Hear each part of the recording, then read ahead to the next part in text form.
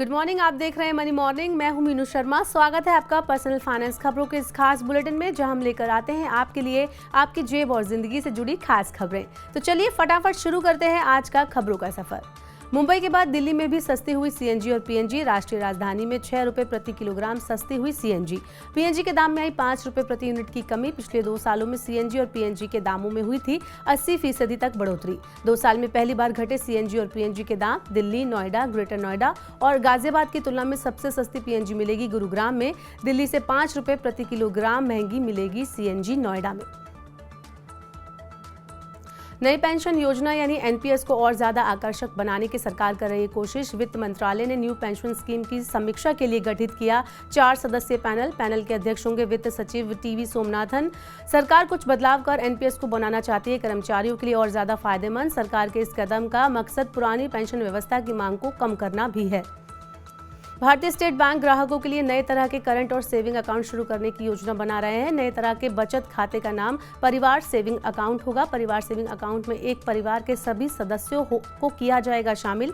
इस अकाउंट पर insurance, health checkup और लॉकर रेंट पर छूट जैसे मिलेंगे फीचर्स। रिटर्न देने के मामले में बैंक एफडी का मुकाबला कर रही है डाकघर बचत योजनाएं। डाकघर की 2 साल वाली एफडी पर मिल रहा है 6.9% ब्याज, जो बैंकों की एफडी पर मिलने वाले ब्याज दर के है बराबर। लघु बचत योजनाओं पर ब्याज दर में लगातार 3 बार हुई है बढ़ोतरी। बैंकों ने मई 2022 से मार्च 2023 के दौरान रेपो दर में हुई बढ़ोतरी के अनुरूप बाहरी बेंचमार्क ऋण दरों में की है 2.50% तक की बढ़ोतरी। इंडियन ओवरसीज बैंक ने फिक्स डिपॉजिट पर इंटरेस्ट रेट में की बढ़ोतरी। विभिन्न अवधियों की एफडी पर अब 40 बेसिस पॉइंट अधिक मिलेगा ब्याज। नई दरें 10 अप्रैल से होंगी प्रभावी। सीनियर सिटीजन्स को मिलेगा 7.75% तक का ब्याज। फिक्स डिपॉजिट पर जनरल पब्लिक को मिलेगा 7.25% तक का return. IOB tax saver FD पर मिलेगा 6.5% का ब्याज।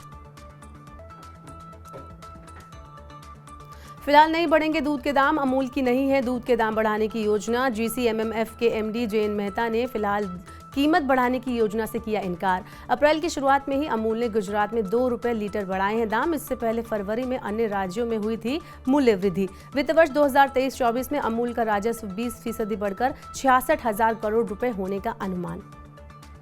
सोने के आयात में आई बड़ी गिरावट। अप्रैल 2022 से फरवरी 2023 के दौरान सोने का आयात 30% घटा। इस दौरान 31.8 अरब डॉलर मूल्य का सोना आया देश के भीतर। ऊंची कस्टम ड्यूटी और वैश्विक आर्थिक अनिश्चितताओं की वजह से घटा सोने का आयात। सोने के अधिक आयात से चालू खाता घाटा होता है प्रभावित। सरकार ने पिछले साल सोने पर आयात शुल्क 10.75% से बढ़ाकर कर दिया था 15%। सामान्य से कम रहेगा इस साल मानसून। मौसम का अनुमान जारी करने वाली निजी संस्था स्काईमेट ने जताया अनुमान। अल नीनो की वजह से इस साल भारत में मानसून सीजन के दौरान सामान्य से कम हो सकती है बरसात। स्काईमेट ने 84% बरसात का जताया अनुमान। अगस्त सितंबर के दौरान होने वाली बरसात होगी अल नीनो से प्रभावित। म्यूचुअल फंड ने 2022-23 में इक्विटी में किया 1,82,000 करोड़ रुपए का निवेश। रिटेल निवेशकों की भागीदारी रही इसमें मजबूत। बाजार में सुधार के कारण वैल्यूएशन आकर्षक होने से भी म्यूचुअल फंड ने बढ़ाया अपना निवेश। अमेरिका में महंगाई घटने और यूएस फेडरल के नीतिगत रुख में नरमी से बढ़ेगा बाजार में और आकर्षण।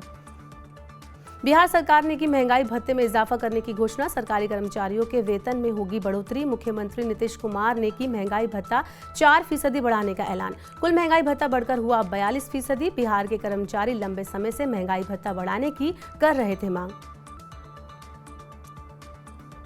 पान मसाले पर अब जीएसटी सेस लगेगा खुदरा बिक्री मूल्य के आधार पर। 1 अप्रैल से लागू हो चुका है नया नियम। पान मसाला और तंबाकू उत्पादों पर 28% जीएसटी के अलावा उस पर खुदरा मूल्य के अनुपात पर लगेगा सेस। इससे पहले मूल्य के अनुपात पर लगता था सेस। तंबाकू निर्माताओं को अब पान मसाला और तंबाकू उत्पादों के कारखाने से बाहर निकलते समय अंतिम खुदरा मूल्य पर चुकाना होगा सेस। 5 साल में खाली घरों की संख्या 12% घटकर हुई 6.27 लाख यूनिट। कोविड काल के बाद घर खरीद में आया भारी उछाल।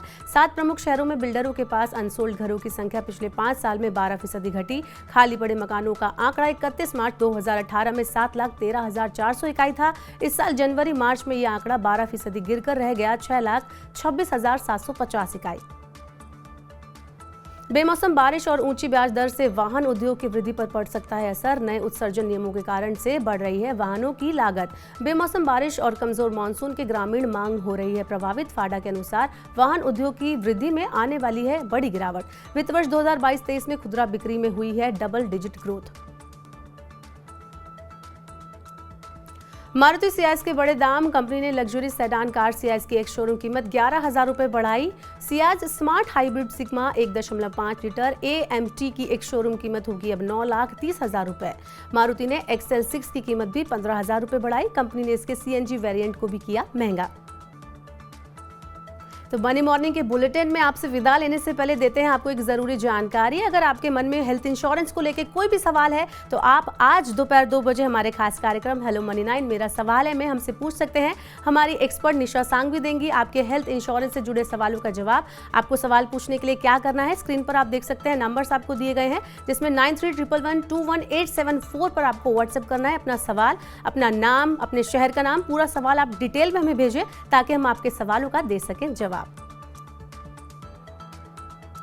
तो फिलहाल आज के बुलेटिन में बस इतना ही। अपने काम की जरूरी खबरें और महत्वपूर्ण खबरें देखने और समझने के लिए सब्सक्राइब करें हमारे YouTube चैनल को। पर्सनल फाइनेंस से जुड़े खास कार्यक्रम देखने के लिए आप मनी 9 के ऐप को डाउनलोड करना ना भूलें। बने रहिए मनी 9 के साथ। नमस्कार।